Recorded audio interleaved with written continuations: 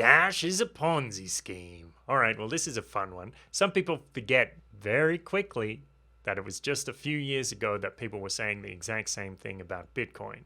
First of all, what is a Ponzi scheme? I asked a guy on Reddit what he meant when he was calling Dash a Ponzi scheme, and he said it meant when early investors are paid out by late investors. And that, in a roundabout general way, describes what Ponzi did, but if you use that definition, it actually applies to gold, oil, any commodity or share on Earth. If you buy gold and then sell it later, you're paid out by a new investor. So it's not really a very useful definition. So let's think about what Ponzi did. What he did was he advertised a fixed high rate of return, so like 10% a month.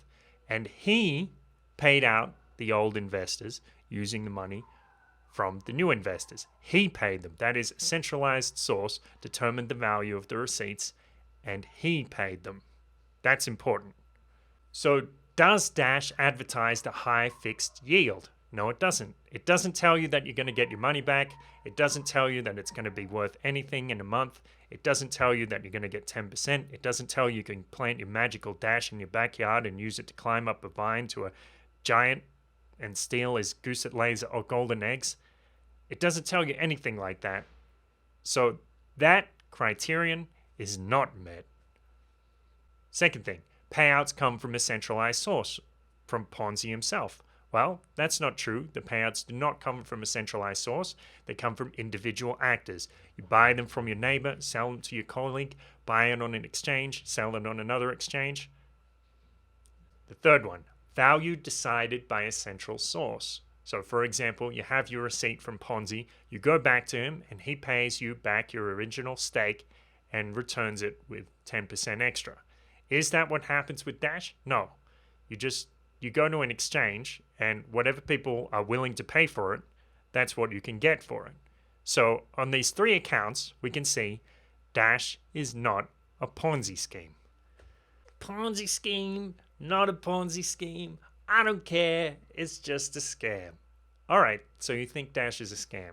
All right, so that's your hypothesis. Well, the hypothesis has to be complicit with the facts. So let's analyze what that would look like if it's complicit with the facts. Because let me tell you, that would have to be a big con. That would have to be an unprecedented con. It would have to go something like this. Evan Duffield and his team insta-mine the coin. They sit on those coins. They work on the project, develop a system of private transactions and instant transactions. They wait till the coin goes up to $15. Still don't sell. Wait till it goes back down to $4. Don't sell. Keep working on it. Develop a system that could potentially defund their development team by masternode vote. Wait till it goes up to $15. Don't sell. Wait till it goes up to $50. Don't sell. Wait till it goes up to $100. Still don't sell.